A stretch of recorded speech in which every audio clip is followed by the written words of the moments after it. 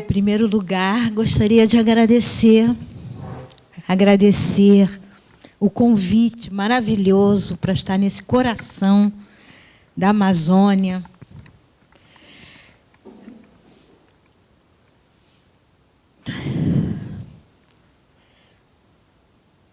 Esse coração lindo, esse momento maravilhoso, o que nós estamos precisando resgatar, o que nós estamos precisando para o nosso dia a dia, da nossa sobrevivência como ser humano. Eu não digo nem como indígena, nem como povo africano, de origem africana, ou ciganos, o que seja, ou mulheres, ou crianças. Eu digo como ser humano, humanidade, né? A questão indígena, ela é apenas um viés que nós, humanos, temos que adotar em cada segmento de trabalho e de luta para que a gente possa fortalecer esse segmento. Porque um dia nós não vamos precisar dizer que nós somos indígenas, ou somos brancos, ou somos amarelo, ou somos asiáticos, ou somos o que somos. Nós vamos ser apenas humanidade.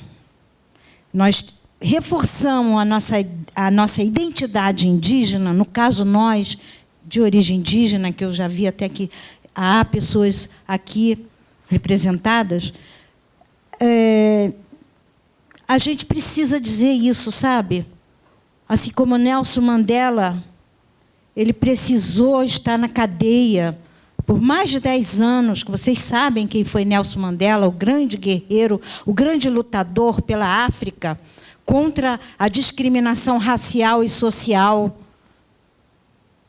E a gente sabe que nós precisamos estar nessas frentes. Isso são momentos históricos. São momentos muito especiais, momentos de trabalho, momentos em que se está fortalecendo a alma. A alma, que é a nossa força enquanto ser humano, e espírito com relação à nossa ancestralidade, com a nossa casa espiritual, a nossa força ancestral. Então, por isso é que nós temos que estar nos referindo sempre ainda à nossa identidade. E nós vemos vários segmentos, né? Em vários governos foram criados núcleo contra a discriminação racial, núcleo para isso, núcleo para aquilo. Mas um dia não vai precisar. Um dia nós vamos todos nos respeitar como seres humanos, independente da nossa pele. Se a gente virar do lado do avesso, nós somos todos iguais. Temos um esqueleto, temos todos sangue vermelho. Né? Não tem ninguém aqui que tem sangue azul. Nenhum presidente, nenhum governante, nenhum rei tem um sangue diferente do nosso. Então, tudo passa pela cor da pele. Juízo de valor. Quem é mais bonito ou quem é menos bonito, quem é mais branco, quem é mais preto, quem é mais amarelo. E essas guerras pela cor, pelo poder, pelas fronteiras. Esse gancho que eu gostaria de deixar aqui como primeira palavra minha, porque muita gente diz assim, mas você fala muito sobre identidade indígena, sobre isso, e você tem que ampliar mais as suas falas, mas é porque cada um tem sua missão, né? Se eu fui designada no campo da luz, na grande caminhada, na grande força, para que se considere essa força e essa identidade, é porque a gente está fazendo alguma coisa de bem para a humanidade. Então, eu quero iniciar essa minha fala através dessa colocação e dessa particularidade, para que vocês nunca pensem que tais pessoas estão fazendo racismo ao contrário. que eu já ouvi muitos comentários sobre isso. Vocês estão fazendo racismo contra. Não é isso. É que nós precisamos fortalecer a nossa identidade indígena. Bem, eu estava na fase de agradecimentos. Quero agradecer à universidade, esse programa maravilhoso, os professores, a Raquel, que me fez o convite, Patira, meu companheiro, que está aqui. Agradecer esse convite para estar nesse momento conversando com vocês e dizer o quanto estou feliz em estar tendo essa oportunidade de falar. Para mim é um presente. Eu estou ganhando um presente da natureza por estar aqui e conversar com vocês.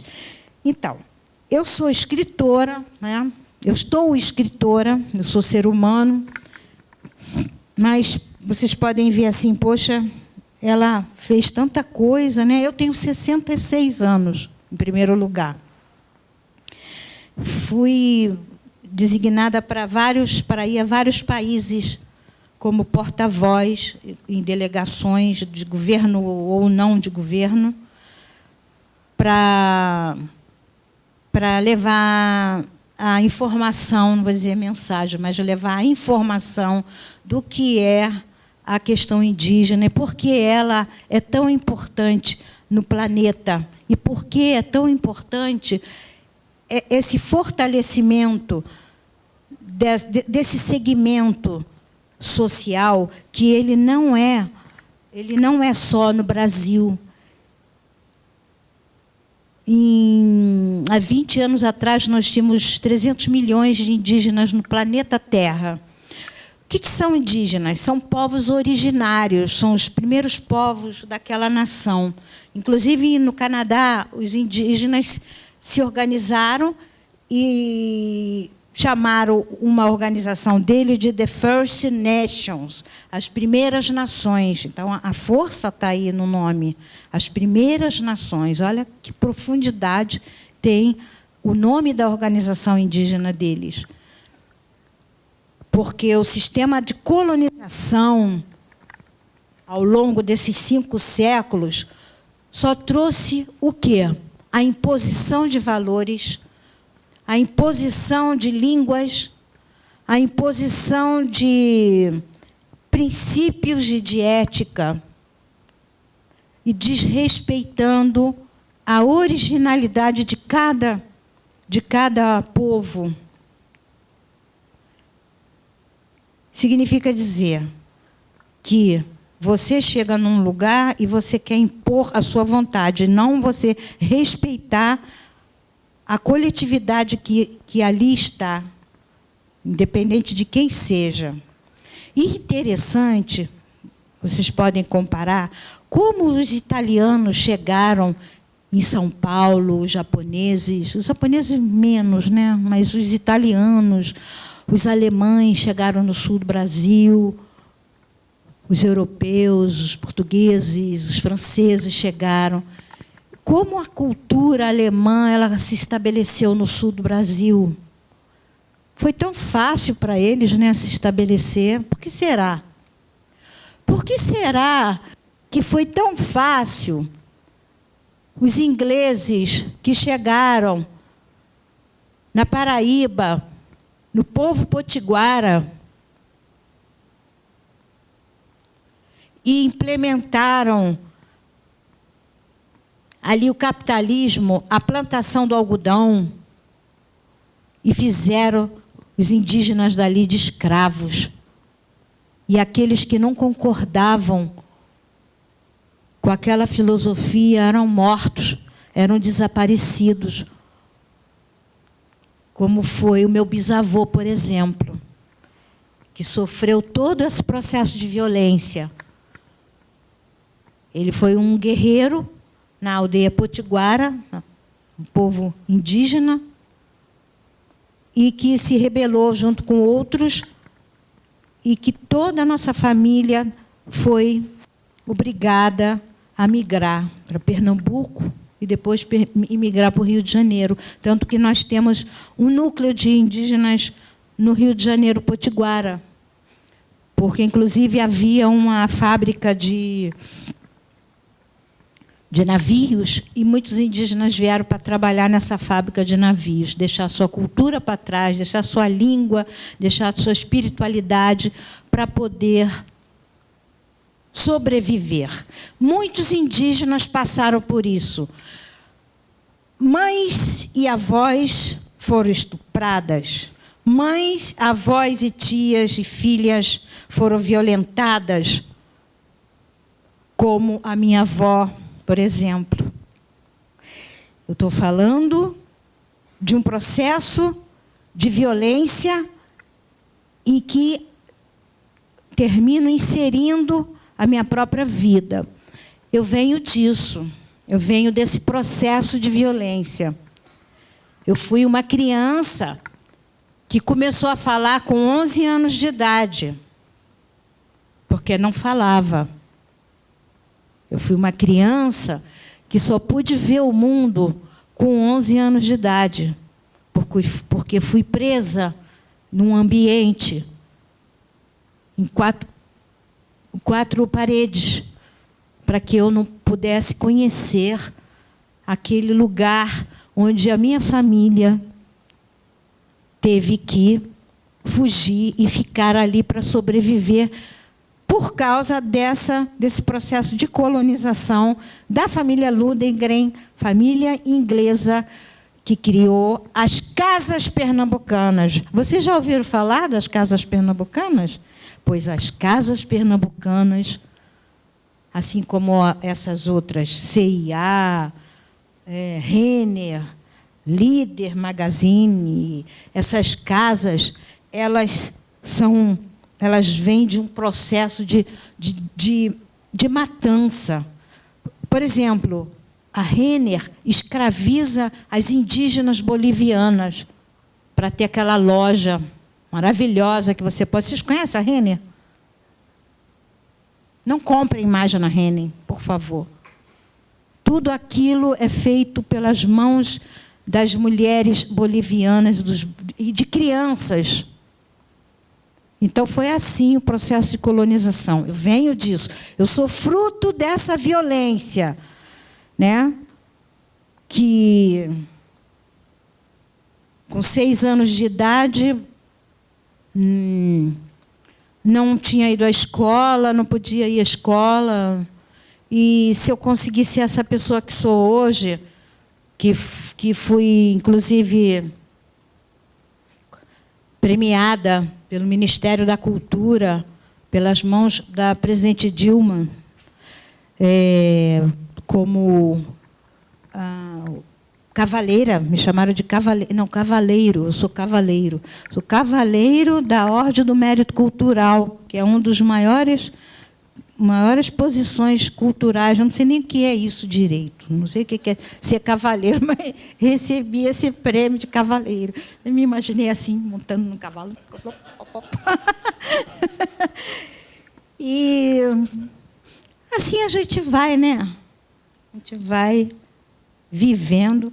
Eu preciso de um...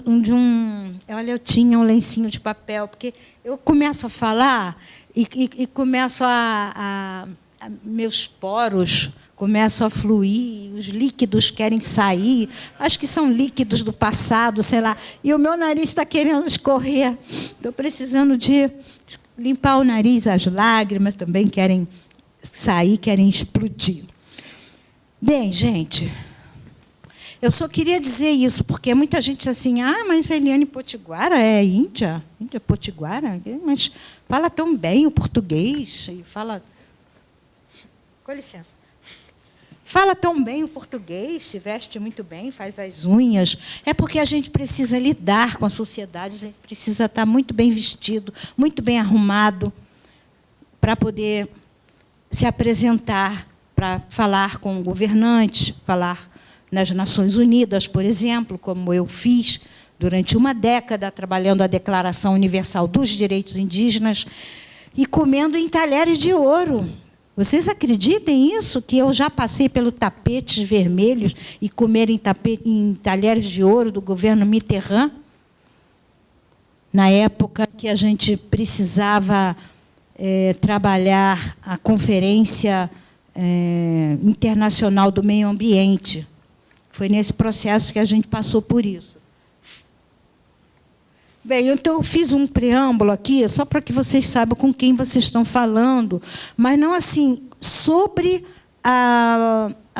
o que as pessoas dizem que eu sou aí no papel, mas sobre esse coração amante, sobre essa alma que grita, que explode e que tem o que dizer, até dentro do mercado, dentro da farmácia, na rua, com as pessoas que estão usando drogas, por exemplo. Então, eu sou essa pessoa. Eu não sou essa pessoa da categoria de que foi isso, que é aquilo, que mas às vezes precisa, né? Institucionalmente precisa. Então, é o seguinte, antes de começar mesmo minha fala, porque essa aqui é apenas para que vocês saibam quem eu sou, eu quero cantar essa música que é do meu povo. É simples, é em português, não tem as palavras em tupi-guarani, mas é pequena, simples, mas super significativa, que diz assim: sou potiguara nessa terra de Tupã, eu tenho arara, caraúna e xexel, todos pássaros do céu, quem me deu foi Tupã, foi Tupã, foi Tupã, sou potiguara. E os potiguaras estão retomando a sua língua através do tupi-guarani, porque há mais de um século os nossos queridos padres da Igreja Católica colocaram os indígenas de castigo no milho, ajoelhados, para que nunca mais falássemos a nossa língua. E, em 1992, nós trabalhamos a primeira cartilha, que se chama Acajutibiró, Terra do Índio Potiguara. Nós fizemos conjunto aos professores, isso aqui não é um trabalho meu só, é um trabalho feito com os professores indígenas. Nós fizemos o levantamento, foi o primeiro trabalho em que se tomou consciência, há 20 e tantos anos atrás, de que nós tínhamos que resgatar a nossa língua, assim como muitas pessoas estão fazendo ao longo do Brasil. Eu parei um pouco para pensar, porque muita gente diz que não é resgatar. Mas, no caso, sim, porque a língua, só os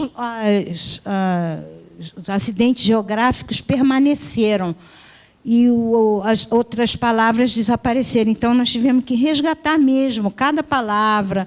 E hoje já existe uma educação já bilíngue nas comunidades indígenas. Inclusive, em novembro, vou fazer o encerramento do ano letivo com a cartilha O Pássaro Encantado, que é um pássaro que ele vem da ancestralidade e que ele abre as asas sobre o povo e faz com que o povo rememore as suas histórias, as suas tradições, a sua cultura, a sua espiritualidade. E a gente está repassando essa história para as crianças. E esse livro vai ser o tema de finalização do ano escolar em 13 escolas do povo potiguara, mais ou menos 30 e tantos mil indígenas.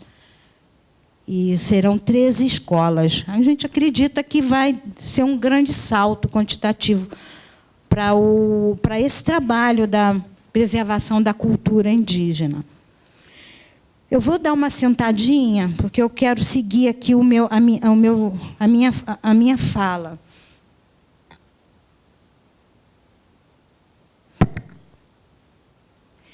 Bem, esse trabalho que eu faço como escritora, eu me tornei uma escritora com mais ou menos uns 7 anos. Foi quando minha avó me colocou uma professora para que me alfabetizasse. E toda a minha família era analfabeta. E eu era a única pessoa que lia. E fui nessa família de tias-avós, Maria de Lourdes, Maria de Fátima, Maria Soledad, Maria das Neves, Maria Isabel e o tio José, eles precisavam que escrevesse cartas. Eu era essa pessoa que escrevia cartas. E eu via as lágrimas da minha avó. Eu sempre via que vovó tinha uma tristeza, uma solidão, uma angústia, e me mandava escrever. Escreve aí. Aí eu escrevia. Então, foi em cima dessas cartas, em cima dessas lágrimas, que eu fui aprendendo essa essência do que era a filosofia da vida deles, daquela gente pobre, daquela gente que usava roupas rasgadas, porque quando essa família chegou no Rio, foi morar nas ruas. Foi assim, eu vim disso. Eu vim dessa situação. Os móveis da minha família eram caixotes. Eu vi ali os caixotes, né, que vocês fizeram lá. Então, eu me lembrei, né, dos caixotes que a gente colocava. Eu dormia dentro de um baú, porque tinha ratazanas imensas que queriam comer o meu pé. Eu só tinha 6 anos e tinha muito medo de dormir e que aquelas ratazanas pegassem o meu pé. Mas foi assim que eu fui crescendo e sendo criada por essa família maravilhosa, imigrante, mas que nunca perdeu a sua identidade. Eles não sabiam nada de que era identidade, eles não sabiam nada disso. A gente é que intelectualiza, a gente é que transforma tudo isso em tese, em história, né? Porque a gente vai à escola. Eles não foram à escola, eles eram analfabetos, eles não sabiam de nada, eles apenas viviam, falavam, e uma pessoa como eu, que fui a única pessoa da família que estudou, me tornei professora, fui aluna de Paulo Freire, né? E pude entender, fazer a grande leitura e disse: milhares de mulheres estão passando por isso. Milhares de homens, mulheres e crianças estão passando por isso em toda a Amazônia, em todo o Nordeste, em todo o Sul, em todo o Centro-Oeste. Uma voz é a voz de todos. E essa voz precisa ecoar. Essa voz precisa, uma hora, ter esse espaço. Então, nós conseguimos ter esse espaço um pouco também em função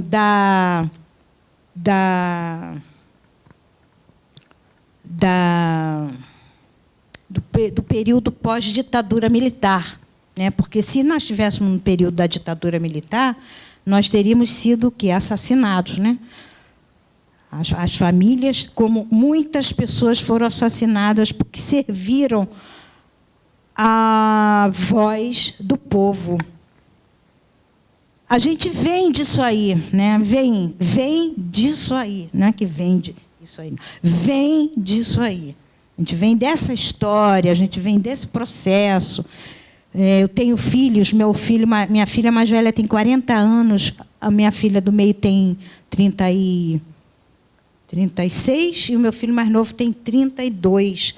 E meus filhos são filhos da ditadura, porque viveram com a mãe e o pai, processo de perseguição política. A gente passou períodos brabos em Recife, né? Casa sendo invadida, e todo esse processo que vocês já devem ter conhecido.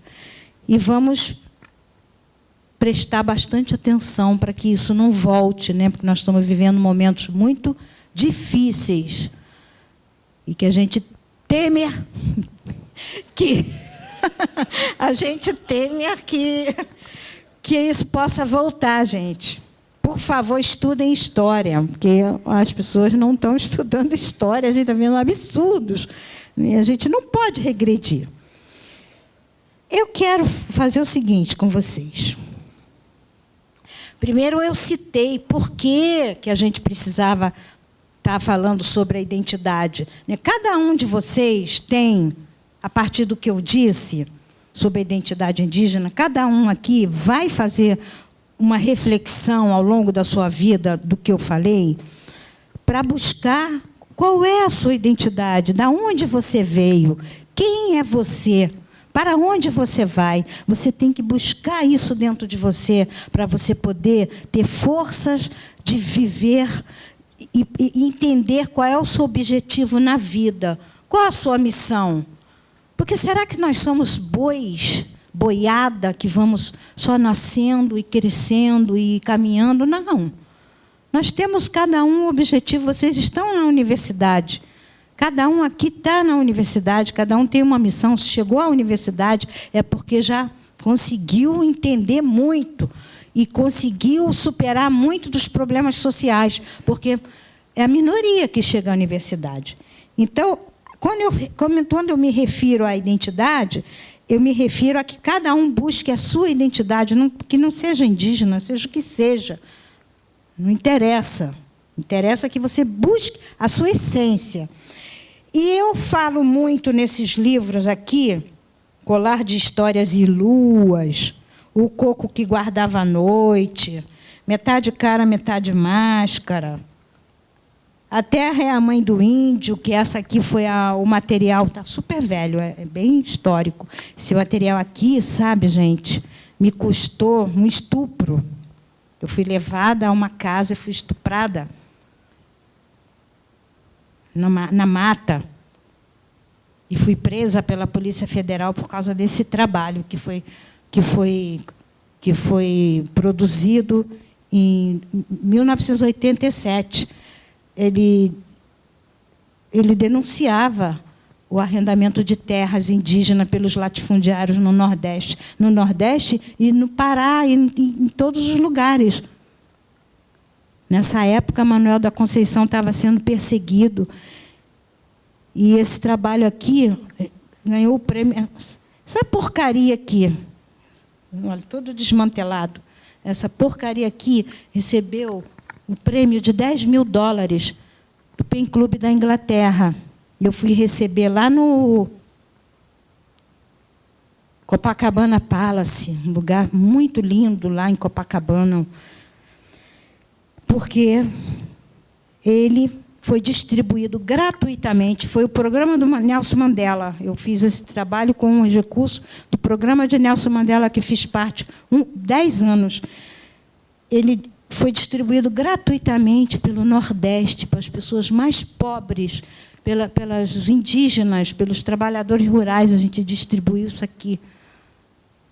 Mas hoje a gente vê um Nordeste diferente. A gente vê pipocar pelo Brasil várias pessoas, vários líderes indígenas. Cada um, naquela época, estava fazendo a sua luta, o seu trabalho. Eu não quero dizer que fui eu a responsável, não. Mas eu fui uma das primeiras pessoas que teve a coragem de denunciar esse bando. E, por isso, eu fui colocada numa lista de pessoas para morrer e anunciado na TV Globo, junto com Caco Barcelos, que denunciou a Rota 66 do tráfico de drogas em São Paulo, e no Brasil e no mundo. E aí eu tive que sair do Nordeste, que eu tinha vindo para o Rio, depois voltado para o Nordeste, nasci no Rio, voltei para o Nordeste, e comecei a trabalhar lá com um programa de educação da Unesco, com esse trabalho, com essa cartilha. E, por causa desse trabalho, eu tive que sair, fugir, né? Ir embora, porque ou morria ou... Eu não queria, eu queria viver. Por que eu tenho que morrer? Eu quero continuar a minha luta. E eu venho continuando. Nessa época, eu não era escritora. Quando eu escrevi isso aqui, eu não era escritora. Quando eu escrevi esse trabalho aqui, e outros materiais, como boletins conscientizadores, que também foi outro material extremamente revolucionário, que falava dos direitos das mulheres, das crianças. Isso em 86, na década de 80. Vê quanto tempo tem, mais ou menos. 29, 30 anos. Então, 30 anos atrás, a gente falava isso. Para quê? Para esse fortalecimento dessa alma humana, dessa alma que nós temos. Tudo é o fortalecimento de quem eu sou. Façam essa pergunta quando acordarem. Quem eu sou? Olhem-se no espelho e perguntem quem eu sou, o que estou fazendo aqui. Por essa razão é que eu vou ler para você. Vou pedir licença para ler aqui para vocês. Eu não sou artista nem declamadora, eu sou uma escritora e uma professora, uma simples professora. Eu vou ler aqui para vocês esse texto, vou pedir permissão. Chama-se Identidade Indígena. Vem, enquanto eu estiver lendo, cada um de vocês se identifiquem. Depois vocês escrevam, quando chegar em casa, amanhã de manhã, vocês acordem no primeiro momento do dia e se lembrem de quem são vocês. Isso aqui foi escrito em 1975. Chama-se Identidade Indígena. Nosso ancestral dizia: temos vida longa, mas caio da vida e da morte e range o armamento contra nós. Mas enquanto eu tiver o coração aceso, não morre a indígena em mim, e nem tampouco o compromisso que assumi perante os mortos, de caminhar com minha gente passo a passo e firme em direção ao sol. Sou uma agulha que ferve no meio do palheiro. Carrego o peso da família espoliada, desacreditada, humilhada, sem forma, sem brilho, sem fama. Mas eu não sou eu só. Somos 10, 100, 1000 que brilharemos no palco da história. Seremos milhões unidos como cardume e não precisaremos mais sair pelo mundo embebedados pelo sufoco do massacre a chorar e derramar preciosas lágrimas. Por quem não nos tem respeito, a migração nos bate à porta, as contradições nos envolvem, as carências nos encaram como se batesse na nossa cara a toda hora. Mas a consciência se levanta a cada murro e nos tornamos secos como agreste, mas não perdemos o amor.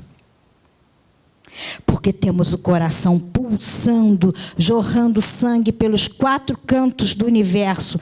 Eu viverei 200, 500 ou 700 anos e contarei minhas dores para ti, ó identidade. E entre um fato e outro, morderei tua cabeça.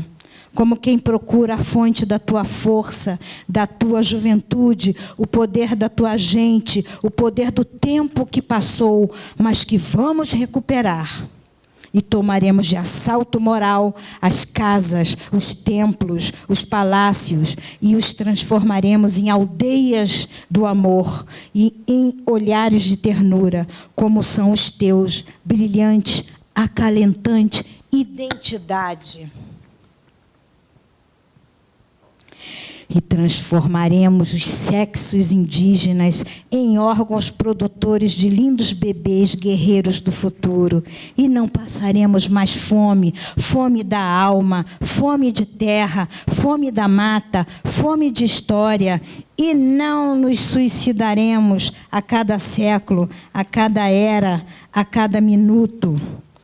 E nós, indígenas de todo o planeta, só sentiremos a fome natural. E o sumo de nossa ancestralidade nos alimentará para sempre. E não existirão mais úlceras, anemias, tuberculoses, desnutrição que irão nos arrebatar, porque seremos mais fortes que todas as células cancerígenas juntas de toda a existência humana. E os nossos corações? Nós não precisaremos catá-los aos pedaços, mais ao chão. E pisaremos a cada cerimônia nossa mais firme, e os nossos neurônios serão tão poderosos quanto nossas lendas indígenas, que nunca mais tremeremos diante das armas e das palavras e olhares dos que chegaram e não foram. Seremos nós, doces, puros, amantes, gente e normal. E te direi identidade. Eu te amo, eu me amo. e nos recusaremos a morrer, a sofrer a cada gesto, a cada dor física, moral e espiritual. Nós somos o primeiro mundo. Aí queremos viver para lutar e encontrar força em ti, amada identidade. Encontro sangue novo para suportar esse fardo nojento, arrogante e cruel. E enquanto somos dóceis, meigos, somos petulantes e prepotentes diante do poder mundial, diante do aparato bélico, diante das bombas nucleares.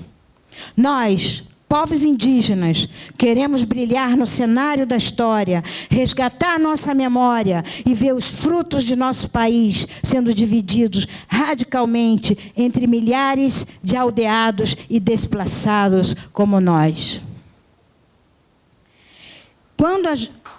Obrigada.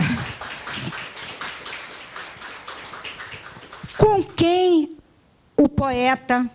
Quer dizer que eu sou o poeta, eu fui apenas o instrumento, mas eu fui o poeta. Com quem o poeta está falando?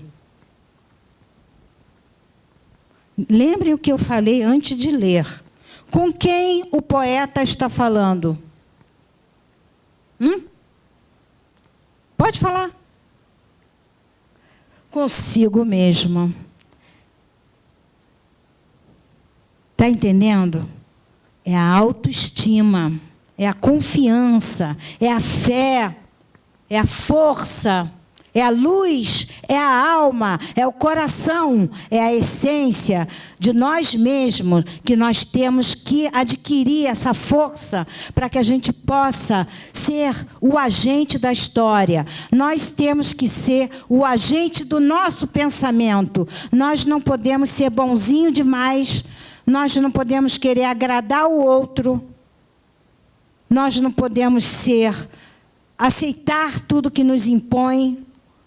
Nós temos que ser os gestores do nosso pensamento. Aí que eu queria chegar. Por favor, nós somos os gestores de nosso pensamento. Podem repetir comigo? Nós somos os gestores dos nossos pensamentos. Então, cada um vai fazer uma reflexão do que tem vivido, do que tem sofrido, no plano individual, no plano histórico e no plano emocional, no plano psicológico, no plano psiquiátrico, em todos os planos espirituais, inclusive.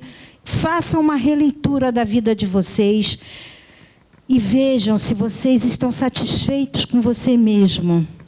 E como você pode superar esse processo dentro de você mesmo? Como você pode se amar? Como você pode dizer, eu me amo, e olhar no espelho e dizer, eu sou fulano, eu quero isso, esse é meu objetivo, vou seguir esse caminho e vou conseguir. Ou querer ser médico, ou querer ser professor, ou querer curar uma doença, ou querer um namorado, ou querer casar, o que seja. É a força que move tudo isso. É simples. Eu estou falando de um social que, no fundo, tem a ver com o individual. É quando a gente dá o grande mergulho em nós mesmos. Por isso que o Brasil é um país que o seu povo tem a autoestima baixa. Porque os negros vêm de origem africana, descendente africano, e que sofreu todo o processo de morte, de expoliação, de sofrimento, de luta, de tristezas, de morte, de suicídio. O povo africano vem disso. O povo indígena, idem. Queriam transformar em escravo, não conseguiram. Disseram que os indígenas eram preguiçosos, menores de idade. Não! O indígena fugiu para o interior, porque conhecia as matas. Foi por isso. O africano não conhecia. E depois foram segmentando várias categorias que nós já conhecemos, já falamos aqui. Então, o Brasil tem uma herança de uma autoestima muito baixa. É isso que a gente tem que pensar. Como esse inimigo interno, essa autoestima baixa que nós temos, é o nosso inimigo interno. E o Barba Azul faz o que quer conosco. Conhece a história do Barba Azul? Que ele mata todas as mulheres porque ela descobre o segredo dele. Ele tinha dentro da casa dele, do palácio dele, um grande quarto com várias caveiras. E ele casa com uma moça que tem umas irmãs, as irmãs psíquicas. Essas irmãs que vão fazer com que essa moça, ela abra a consciência dela e descubra o que o Barba Azul tinha de tão precioso escondido naquele quarto. É porque ele, para sobreviver, ele precisava matar as mulheres. Então, cada mulher que ele matava, ele tinha mais força, né? Então, até o ponto que uma mulher, uma moça, junto com as suas irmãs mais fortes, elas descobriram o segredo do Barba Azul. Ele era o assassino da criação. Ele era o assassino da arte. Ele era o assassino da história. Ele era o assassino do pensamento, da reflexão. Ele era o assassino das novas ideias. Ele era o assassino da força do povo. Ele era o assassino da verdade mais profunda que cada ser humano tem dentro de si, que é a sua própria identidade. Aquela pessoa, quem sou eu? Quem sou eu, meu Deus? O que eu estou fazendo aqui nesse mundo? Sabe? Então, você tem que ter essa resposta. E esse Barba Azul, esse inimigo interno que a gente tem todo dia, que diz assim para a gente, não vai lá não, não faz isso não, sabe? Aquela vozinha que diz, que bota a gente para trás, que não ouve a intuição, porque a intuição são os olhos da nossa mente, aquela força que nós temos dentro da nossa mente. Aquela voz é a voz primeira, é a voz do guerreiro, é a voz da guerreira, é a voz da mulher, é a voz da guerreira que está sempre à nossa frente, é a voz da nossa ancestralidade, da força, da alma, do sentimento, de toda a energia que nós precisamos para viver, para acordar todas as manhãs e ter aquela força de viver. Porque essa vida que a gente tem, que o colonizador nos impõe, que o capitalismo, a neocolonização, a globalização nos faz acordar e dizer que nós não somos nada.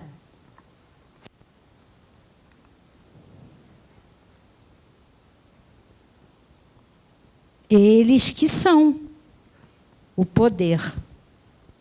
Então, sabe, quando eu falo assim, o poder, vocês podem fazer várias leituras nisso aí. É incrível. E a gente não deve permitir que esse inimigo interno que nos destrói cada manhã que a gente acorda com a depressão, com a tristeza, com a angústia. Da onde vem isso? Vamos acabar com isso, gente? Vamos dar um basta nisso tudo aí. Joga fora os remédios psiquiátricos, psicológicos. Nós estamos vivendo uma sociedade doente. Joga fora. Vamos dar esse grande mergulho. E quando vocês fazem essa leitura de quem somos nós, quem sou eu, vocês estão buscando o quê? A ancestralidade. É em cima disso que a gente trabalha como povos indígenas.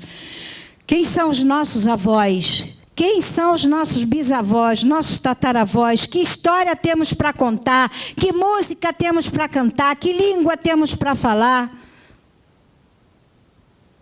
Que pinturas temos para fazer? Que imagem temos a apresentar para a sociedade? Como vamos renascer das cinzas? Como? Como vamos renascer das cinzas? Como um povo espoliado, sofrido, massacrado, que só conheceu a morte. Como se reconstruir? É através da memória indígena, dos olhares, dos desenhos, das palavras, das relações humanas, do papel do homem, do papel da mulher, do papel do casal, do papel dos pais indígenas, do papel do meio ambiente, agora para lá, porque aqui não tem mais, o papel do meio ambiente. Que meio ambiente estamos vivendo? Que meio ambiente queremos? E as nossas histórias, as nossas lendas.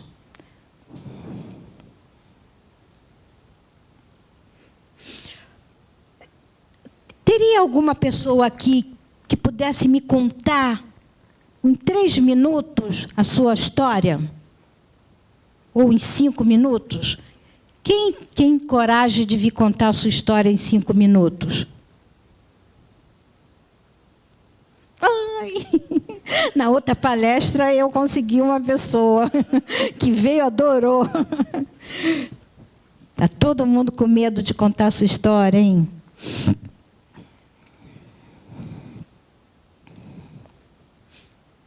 Quantos minutos eu tenho? Porque se deixar, meu filho, eu vou falar até amanhã.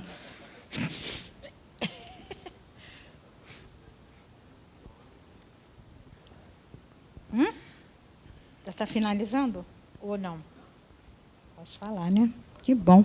Eu fui a um discurso do Fidel Castro. Eu não quero fazer apologia a nada aqui, tá? Mas fui a um discurso do Fidel Castro e nós íamos jantar com ele depois que terminasse. Estava todo mundo com fome. Você soube? Não? Essa. Nós escutamos 6 horas, era um congresso de mulheres em Cuba. E era um movimento de mulheres de todos os segmentos. E nós fomos jantar já quase 3 horas da manhã. Até o batom, a guarda dele retirou da gente, que não podia entrar com nada nesse jantar. Foi muito interessante. 4 da tarde. Bem, o que eu falei aqui o tempo todo sobre identidade, né? Acabei dando umas pinceladas nos conhecimentos tradicionais, que esses conhecimentos tradicionais, quando o pintor, a pessoa que fez esse desenho está aqui? Pode levantar? Muito obrigada. Pode sentar aqui, por gentileza?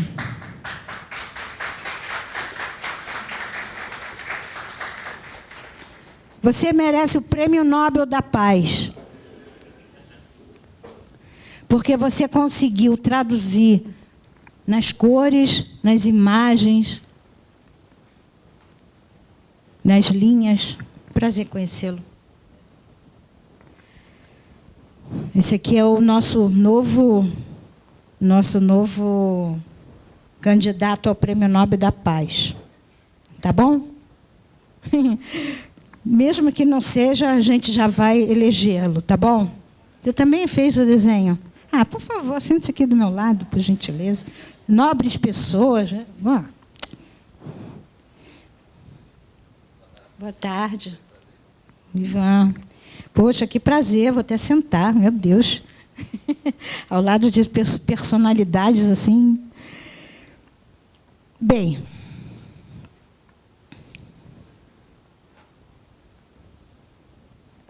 então eu já falei para vocês da imigração, né? O processo de imigração que nós sofremos, a imigração europeia que veio e se sentiu hegemônica e impôs todo um sistema de valores e, por si só, um sistema de racismo também.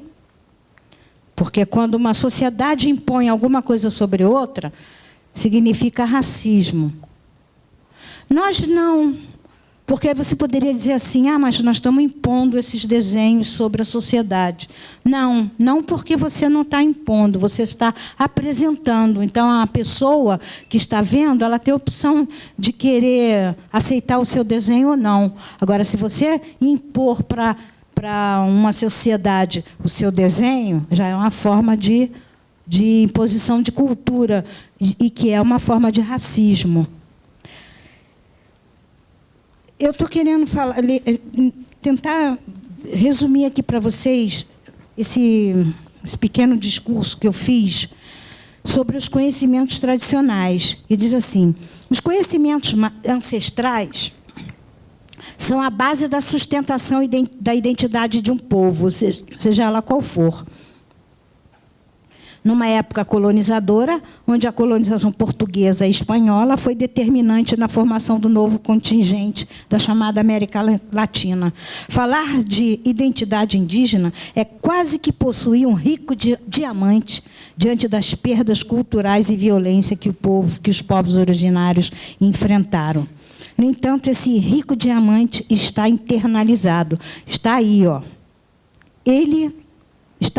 Ele colocou para fora o seu desenho. Nós estamos fazendo uma comparação. Colocou para fora. Assim como vocês vão fazer durante o processo de autoconhecimento de cada um, e de quem vocês são como seres humanos, vocês vão ter momentos de busca e de sonhos.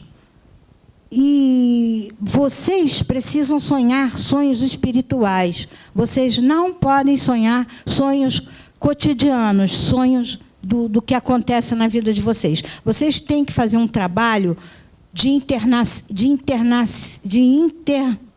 não consegui. Vocês têm que fazer um trabalho de internacionalização para que você mesmo, com o seu eu interior, para que você possa buscar esses sonhos. Vocês vão começar a escrever no papel, um caderninho, arruma um caderninho, vão começar a escrever esses sonhos. Esses sonhos são sonhos espirituais. Vocês vão saber, vocês mesmos vão saber que eles são sonhos espirituais. Eles não são sonhos do dia a dia. Vocês vão escrevendo cada dia, ou de um mês em mês. Se você teve só um sonho no mês, não tem problema. Você vai fazer o exercício de manhã, na frente do espelho, ou na cama, onde você queira, ou na mata, ou debaixo de uma árvore, desse grande mergulho em você mesmo.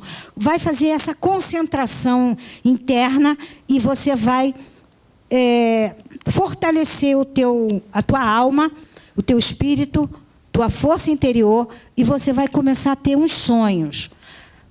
Esses sonhos vocês vão começar a escrever.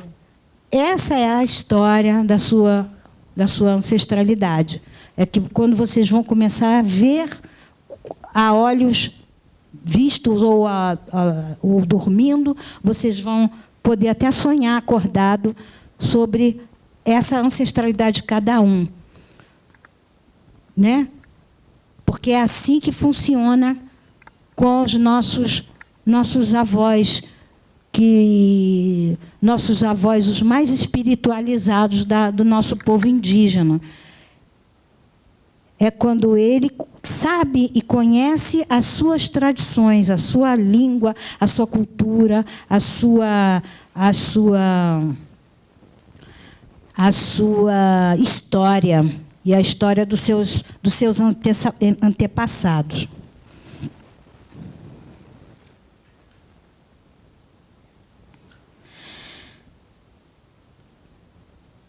Bom, eu vou contar uma história para vocês. Vou contar aqui uma história para vocês. É muito importante essa história.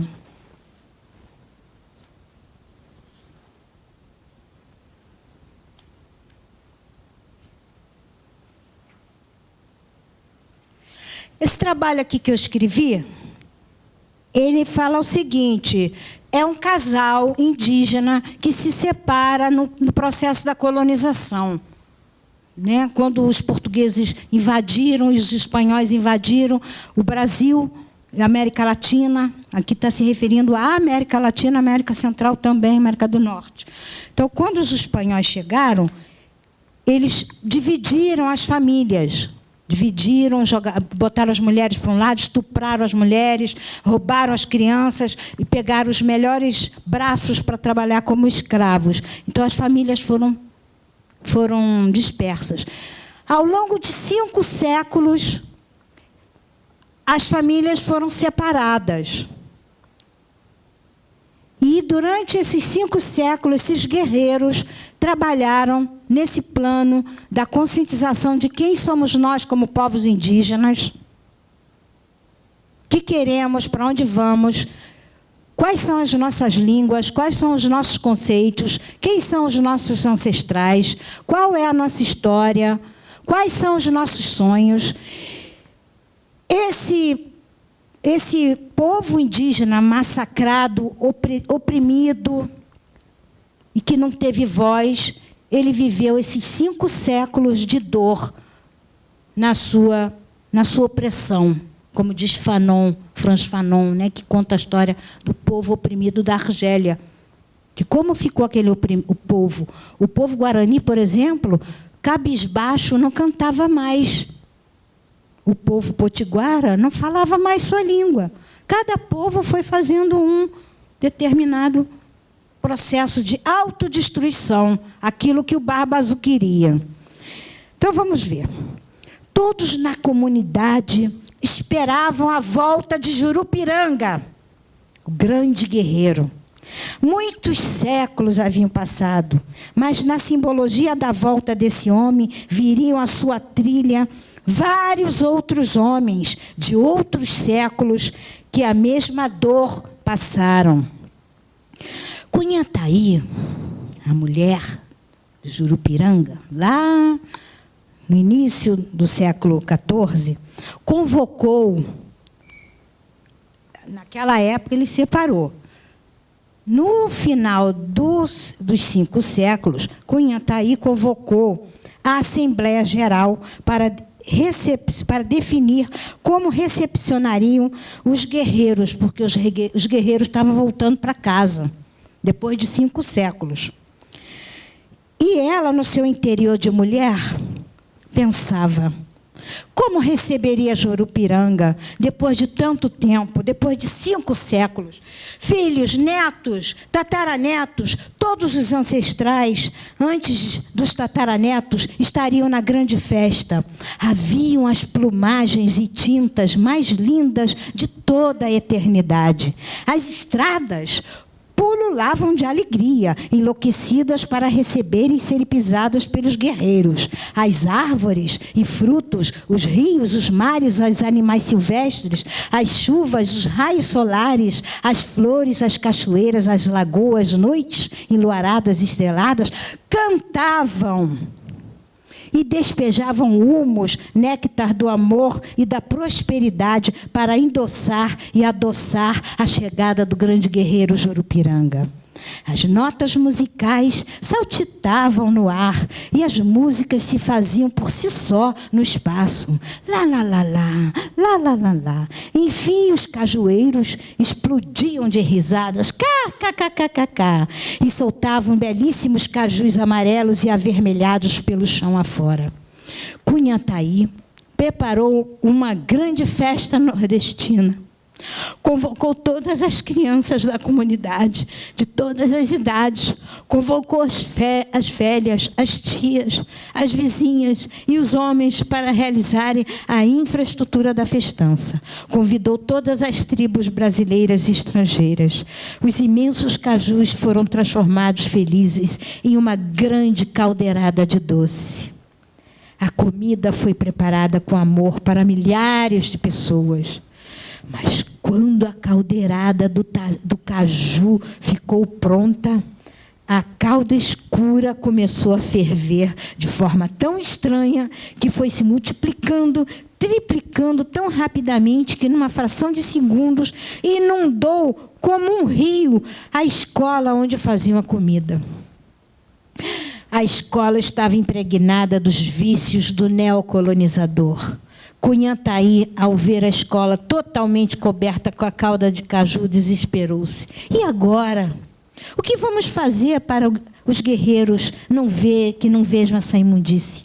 Faltava apenas uma hora para a chegada de todos.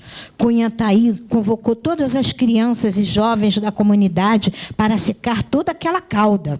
Era impossível secar todo o chão. As crianças alegres com a tarefa e lambendo os dedos e os beiços, besuntaram-se naquela calda morna, que crescia cada vez mais, escorrendo como um rio e formando um grande lago. Cunhantaí observava todo aquele fato e se perguntava: por que acontecer aquilo? Depois de tanto trabalho que tivera para recrutar as pessoas e estruturar o seu povo, Cunhantaí, naquele momento, estava seca. Sua pele enrugara, suas mãos amoleceram, suas carnes desapareceram, seus olhos cobriram-se com uma película azul e nevoada. Estava fraca, porque estava em pele e osso. Seus ossos jaziam no fundo do mar. Não havia mais nada a fazer. Estava tudo em estado de choque brutal, totalmente esfacelada. Nunca mais veria seu amado. No entanto, tchan, tchan, tchan, tchan. No entanto, alguma coisa aconteceu fora da sua razão e consciência. Pensando que havia voltado à escola minutos depois, deparou-se com a surpresa. Sua mãe, Alzael, e sua filha, Monaí, coordenaram juntas com as lideranças e limparam toda aquela lambança de caldo de caju. Limparam tudo. A festa foi um sucesso. Os amigos ficaram mais amigos, os inimigos esqueceram suas diferenças.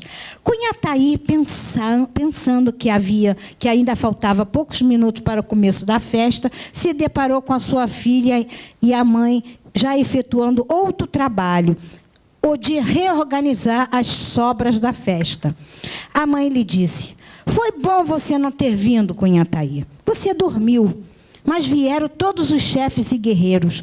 Todos foram recebidos pelas esposas e família. Nós recebemos Jurupiranga. Foi feita uma grande homenagem a ele e ele se emocionou muito e chorou, e chorou, e chorou, e chorou. Jurupiranga agora estava na casa dos homens, depois de 5 séculos de separado de sua família. Todo ressecado, todo cheio de cascos. A alma foi lavada e as crianças e os jovens cantam os cânticos sagrados. As crianças já podem comer a caldeirada do caju tranquilas e normal. Estagnada, perplexa e espantada, Cunhantaí começou a soluçar por não ter assistido à festa que tanto queria e organizar anteriormente. Era a chegada do seu marido depois de séculos, mas o povo trabalhou para isso. Quer dizer, é a organização de quê? Da comunidade. É a organização da sociedade brasileira. Todos os povos indígenas comemoraram a festa e muitas horas, minutos e segundos, enfim, dias passaram e Cunhantaí dormira profundamente o sono do descanso merecido da mulher que luta, a mulher que cria cascos, a mulher que carrega o peso nas costas, a mulher sufocada pelo peso da história. Ela dormiu aquele sono merecido.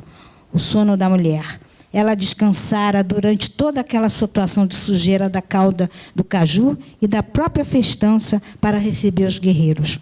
A mulher, ainda tonta com o sono e com os olhos marejados de lágrimas, pensando que passaram apenas alguns minutos, compreendeu que não era importante estar presente quando o povo está organizado e consciente. É isso que acontece conosco quando nós estamos conscientes de quem nós somos como ser humano, qual o nosso papel aqui no planeta, o que vamos fazer, qual a nossa missão. A gente veio aqui apenas para tomar café e se divertir ao cinema? Essa é a nossa missão? Qual é a nossa missão no planeta Terra? Por um lado, as lágrimas de Urupiranga foram derramadas pelo sofrimento e pela emoção da chegada à sua terra natal. E, por outro lado, as lágrimas de Cunhataí foram derramadas pela consciência de que seu povo realmente estava forte, fortalecido, consciente, tranquilo em suas convicções. Povo ético e construtor da paz. Nossa missão é a construção da paz. É que nós possamos viver em harmonia com a natureza, em harmonia com nossa família, em harmonia com nossas crianças, em harmonia conosco mesmo. Ambas as lágrimas do homem e da mulher, unidas, desenvolveram carnes, as peles frescas e suaves de Cunhataí. Cunhataí ficou moça. Seus olhos se constituíram de novo e ela pôde realmente sentir suas costas livres daquele peso desesperador. Havia se libertado do seu casco grosso, pesado, seu fardo. E pela primeira vez, uma grande alegria inundou seu coração e espírito. A felicidade da mulher, a felicidade do homem, pois todos haviam trabalhado por esse objetivo. Então é isso. O tempo todo, desde o começo até agora, eu falei da construção da paz. Nada mais do que a paz e da harmonia. A construção da harmonia, de estarmos em harmonia com tudo. E povos indígenas conseguem essa façanha estando conectados com a natureza. Por isso que na conferência, em 1992, a Conferência das Nações Unidas sobre o Meio Ambiente, os povos indígenas foram convidados a dar o seu depoimento para dizer como era essa harmonia com a natureza. Claro, a gente sabe que nossos povos hoje, muita coisa se transformou, muita coisa ali mudou, como resultado da neocolonização e da globalização. Mas nós temos muitos guerreiros, muitas pessoas, muitos professores, inclusive a importância da educação indígena hoje, né, de estar nessa formação, desse resgate, desse mundo mais equilibrado, para que a gente possa ter realmente uma voz uníssona para o nosso povo. É uma utopia? A vida é uma utopia. Viver é uma utopia. Viver é difícil. Como eu coloquei no início, quando a gente acorda, que a gente não sabe aquele dia, nossa angústia, nossa dor, nosso sofrimento, nossa depressão, né? Viver isso parece que é inerente, é esse inimigo que nós temos, esse grande inimigo interno que nós temos. Então, nós temos que trabalhar esse inimigo cultural e planetário. Para que a gente possa chegar a esse fortalecimento dessa grande alma, esse fortalecimento interior.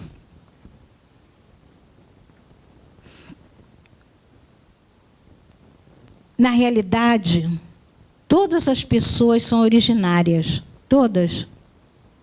Cada pessoa que está aqui tem a sua identidade originária dentro de si. O que é originário? O seu princípio primeiro. Não é? Quem somos nós? O que queremos? E isso, os povos indígenas estão mais próximos dessa conscientização, porque tem uma certa harmonia, tem uma harmonia dentro de si com a natureza. E era isso que a Conferência das Nações Unidas e os governantes querem pegar para si, mais uma vez. Eles querem só ter esse conhecimento.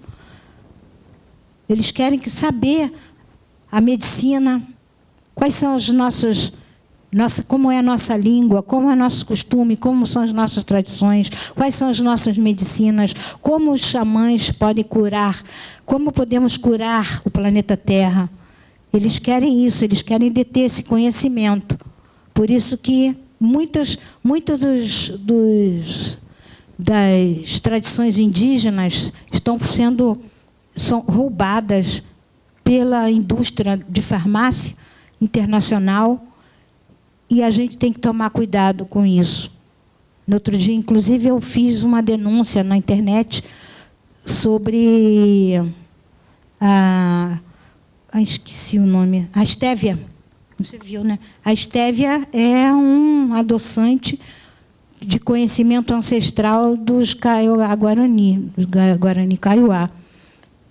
E a estévia hoje, só um potinho, só um tubinho desse tamanho para adoçar, que não dá nem para 15 dias, custa quase R$20.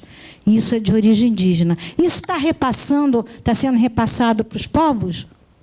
Então, em cima disso, e em cima de outros conhecimentos tradicionais, é que nós temos que ter esse conhecimento. E tudo isso só pode ser tomado em conta se nós soubermos, como povos indígenas, qual o caminho, quem somos e qual o caminho que nós queremos. Queremos entregar tudo isso para o neocolonizador, queremos entregar nossas riquezas, nossos conhecimentos tradicionais. Vamos resumir com a palavra conhecimentos tradicionais. Por isso que eu chamei vocês para participar dessa mesa. A riqueza de conhecimentos tradicionais que existe nesses desenhos. E isso não pode passar para as mãos do colonizador. Então, temos que tomar muito cuidado sobre as nossas histórias, sobre as nossas lendas, sobre a nossa literatura. E, para finalizar, é que eu quero explicar por que surgiu a literatura indígena. Muitos professores, muitas pessoas que trabalharam o pensamento indígena brasileiro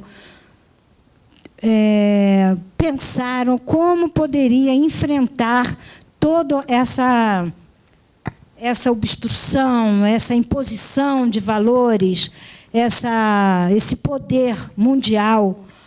Então, como nós vamos preservar isso? Nós vamos escrever esse material, como vocês pintaram na parede, que não é uma coisa normal, que não é uma tradição indígena, pintar uma pintura dessa forma numa parede da universidade. Mas nós temos que enfrentar as novas tecnologias, a internet e os novos tempos. Como nós vamos sobreviver? Nós temos que acompanhar, não é porque nós somos indígenas que nós não vamos acompanhar o processo. Então, nós vamos pintar paredes, nós vamos escrever livros, nós vamos fazer filmes, nós vamos fazer vídeos, nós vamos fazer artesanatos, nós vamos falar nossa língua, vamos transformar nossa língua em livros. Foi daí que surgiu esse movimento literário, há mais de 15 anos atrás, surgiu o movimento da chamada literatura indígena, colocar no papel as nossas tradições. E como nós podemos perdurar e preservar nossa cultura, nossas tradições, nossa língua, através dessa literatura. É por isso que mais ou menos uns 50 indígenas no Brasil estão escrevendo, né? Eu tenho a felicidade de ser uma das primeiras pessoas a escrever, começar a escrever, dada a minha idade também. Estou com 66 anos, então já vivi muito.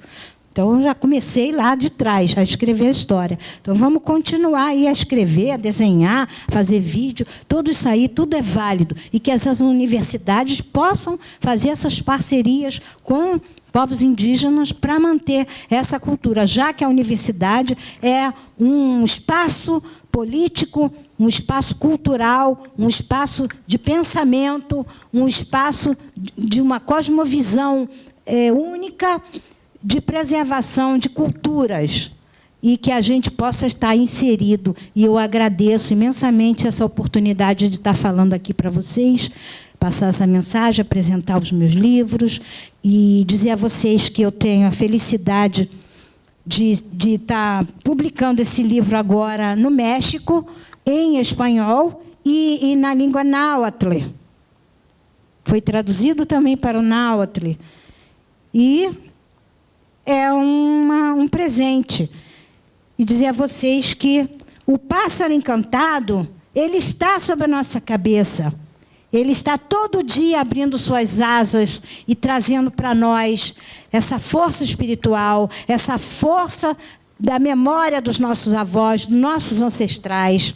Esse pássaro, toda vez que você ouvir essa voz, na sua intuição, você abra seu coração, abra sua mente, deixa entrar, porque daí vai surgir novas ideias e uma nova forma de você viver. Muito obrigada.